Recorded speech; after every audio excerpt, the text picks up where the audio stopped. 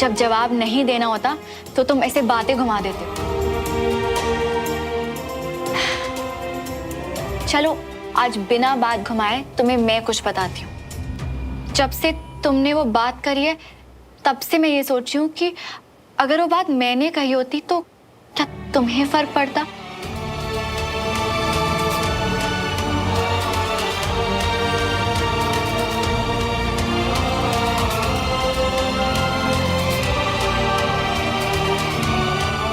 कल रात को यही पूछने के लिए फोन किया था ना तुमने? मीना चाची तो सिर्फ बहाना थी, नहीं? तो मतलब तब तुम जगे हुए थे? अभी तो अब भी मैं क्या? अब भी मैं क्या सुमन? कल जब मैंने मरने की बात की डाइनिंग टेबल पर, तब तो तुम कुछ नहीं बोली। अब ऐसा अचानक क्या हो गया कि रात को कॉल और दिन में सवाल पूछ रही हो? तुम्हें मेरी फिक्र करने की जरूरत नहीं है। वैसे भी मैं यहां से जा रहा हूं।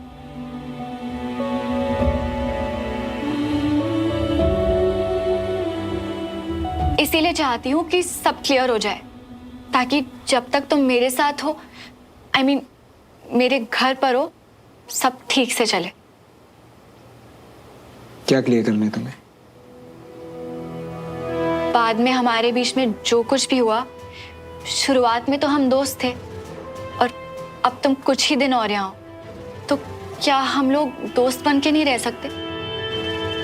भले ही हम कुछ और नहीं बन पाए, पर इन कुछ बचे हुए दिन में दोस्त बनकर रहते हैं। चलता हूं। एटलीस्ट तुमने दोस्त बनकर रहने के लिए हाँ बोल दिया। शायद इस लाइफ में वही काफी है हम दोनों के लिए, शायद। पर मुझे अभी भी इस बात का दुख क्यों हो रहा है कि मेरे मरने की बात पर तुमने कुछ कहा नहीं या तुम्हें फर्क नहीं पड़ा।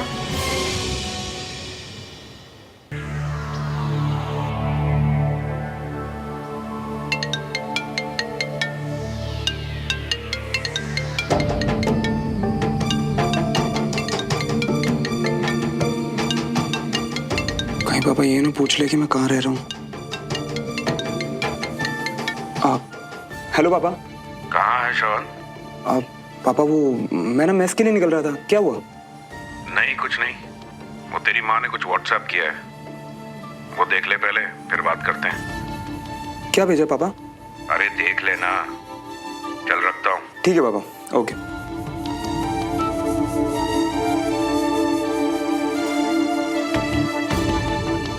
लड़कियों की फोटो?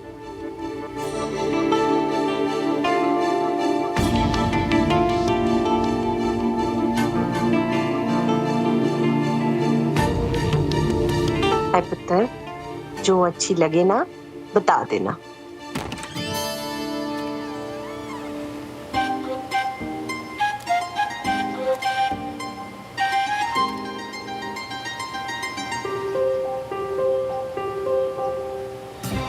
क्या?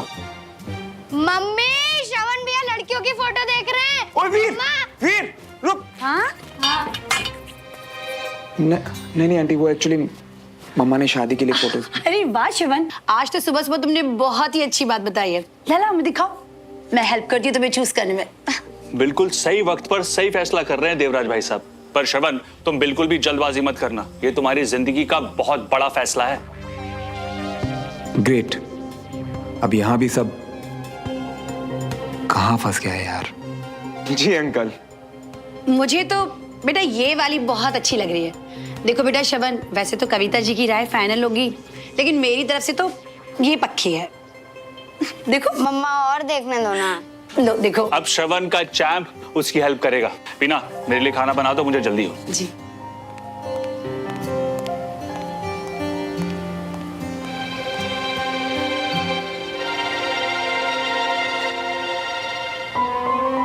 मैं श्रवण भैया के लिए लड़की देख रहा हूँ। कविता जी ने फोटोग्राफ्स भिजवाए श्रवण के लिए और हम सब अपनी अपनी राय दे रहे हैं। बेचारे श्रवण से तो कोई पूछ ही नहीं रहा। हाँ श्रवण, तुम्हारी ना प्रॉब्लम ही यही है, सबको अच्छी अच्छी बोल रहे हो। सीरियसली लगता है भैया को इनमें से कोई पसंद आने वाली है?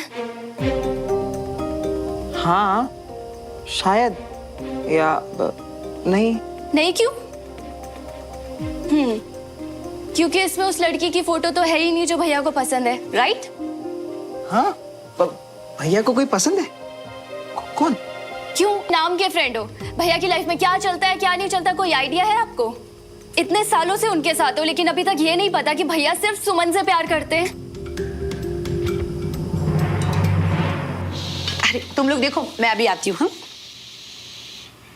ओह दीदू, ये देखो ना, ये मेरी फेवरेट है।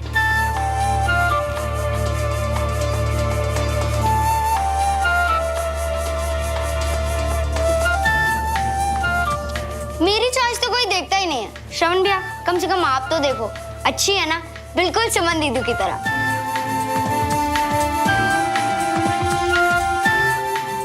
हाँ वीर, बहुत अच्छी है।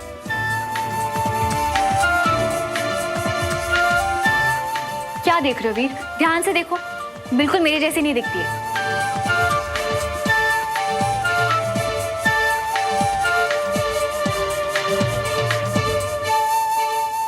हाँ भाई, कोई पसंद आई श्रवण? हाँ, नहीं आंटी, अभी तक तो नहीं। जो मुझे पसंद थी वो सुमन दीदू को पसंद नहीं आई। ला लो, मुझे दिखाओ। फिर से एक बार सारी पिक्स देखते हैं।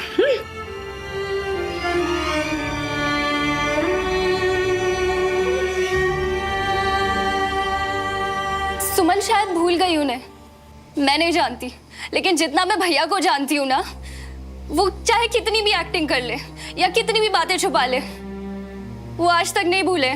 सारी दुनिया से छुप के कमरे में बंद होके कितना रोए थे वो, मुझे पता है। लेकिन आप तो उनके फ्रेंड हो ना, लेकिन फ्रेंड को मुश्किल में छोड़ दिया। आप तो फ्रेंड का लाने के लायक भी नहीं हो। हम उसके दोस्त के लाने के लायक नहीं है। उसके हर मुसीबत के समय में हम साथ में नहीं थे।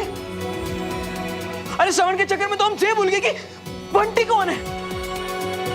अरे उसकी पूछ कहेंगे ना, हमको लोग ताने मारते, पता है।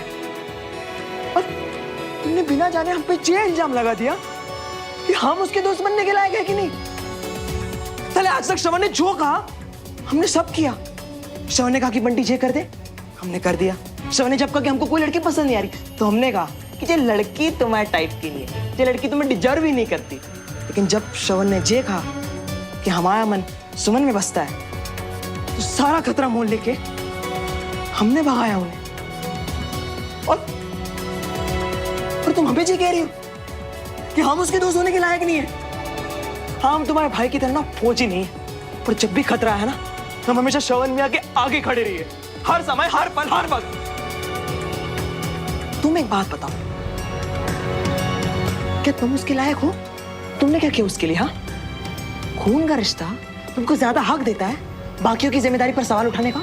तुम तो बहन हो ना उसकी। तुम बताओ, तुमने क्या कभी उसको सामने से प्यार से बिठाकर उसकी हालचाल पूछी? उसको कभी ये पूछा कि कैसे हो तुम? उसकी कभी जिम्मेदारी, दर्द, दुख बांटे हैं? नहीं। चोट लगी थी बेचारे को, फिर भी भाग दौड़ कर रहा था वो अंकल जी के लिए, लेकिन उससे किसी ने कुछ नहीं पूछा। बस अपनी जिम्मेदारी, अपने फैसले लोग ठोकते गए उसके ऊपर। इसलिए आज के बाद जो बोलना, पर कभी ये मत बोलना कि क्या हम उसके दोस्ती के लायक है कि नहीं। वो आई एम रियली सॉरी, मैं भैया के लिए थोड़ा परेशान थी और गुस्से में, सॉरी। श्रवण मिया ना हमारे लिए वो है जो हमारी खुद की अपनी फैमिली भी नहीं। और श्रवण मिया भी हमें उतनी फिक्र करते हैं जितनी हम उनकी। जान कार्ड्स बाहर, मतलब पक्का कुछ सोच रही? क्या सोच रही है? सुन ना, इसमें से एक सिलेक्ट करना। सीरियसली, तुझे पता है कि मुझे पता ये है सब कि तुझे ये सब वेस्ट ऑफ टाइम लगता है, पता है, पर प्लीज कर लेना सिलेक्ट मेरे लिए।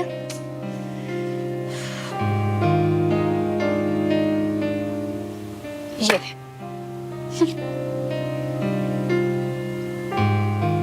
पता था मुझे। क्या छुपा रही है तू मुझसे?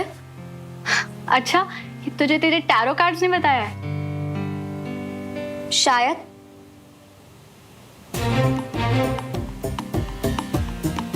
कल जब तुझे पता चला कि विक्रम के पेरेंट्स तेरे लिए रिश्ता लेकर आने वाले हैं, तू खुश नहीं थी, है ना? खुश क्यों नहीं होंगी मैं? अच्छा, सवाल का जवाब सवाल से देगी, और जवाब कब देगी?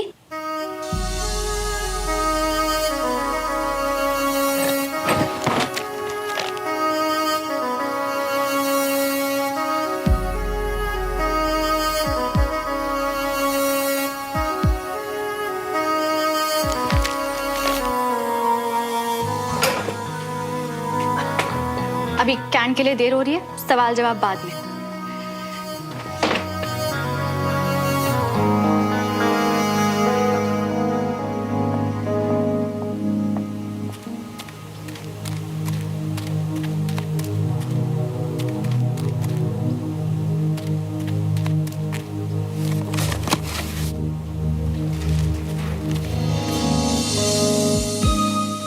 डमरू भैया, किससे पूछ के कचरा साफ कर रहे हैं आप यहाँ? दीदी हमें लगा कचरा फैला हुआ है तो साफ सफाई। हाँ, पर इसमें कोई इम्पोर्टेंट सामान हुआ तो? कोई कागज, कोई डॉक्यूमेंट आप ऐसे कचरे में फेंक देंगे? डमरू भैया, आप सफाई रहने दीजिए, मैं एक बार ठीक से चेक कर लेती हूँ कि कोई जरूरी सामान ना हो।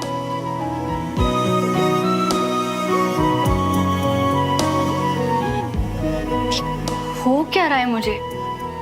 कर क्या रही हूँ मैं?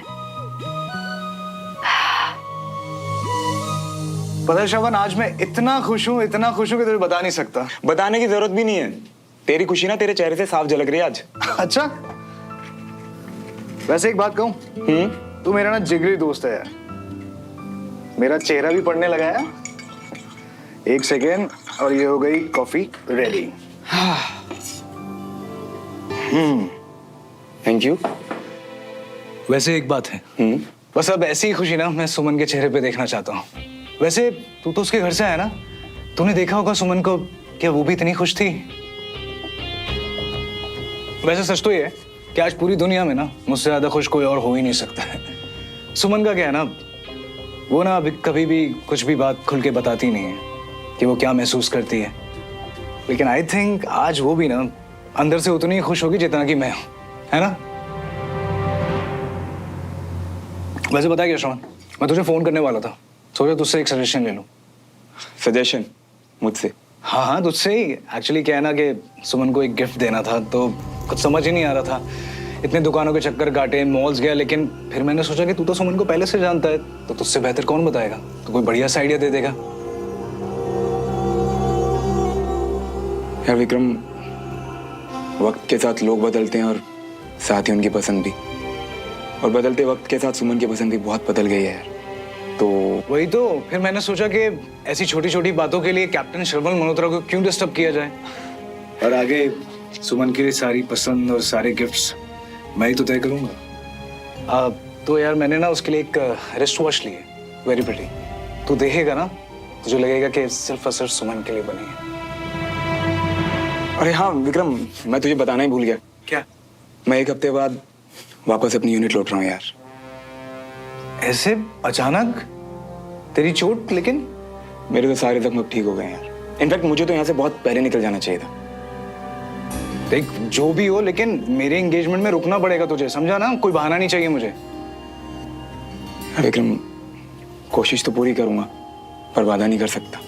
और तू तो जानता है ना, एक फौजी के लिए अपनी ड्यूटी से पहले और ड्यूटी से ज्यादा कुछ नहीं होता। I can understand. देश से बढ़कर कुछ नहीं। चल मैं निकलता हूं।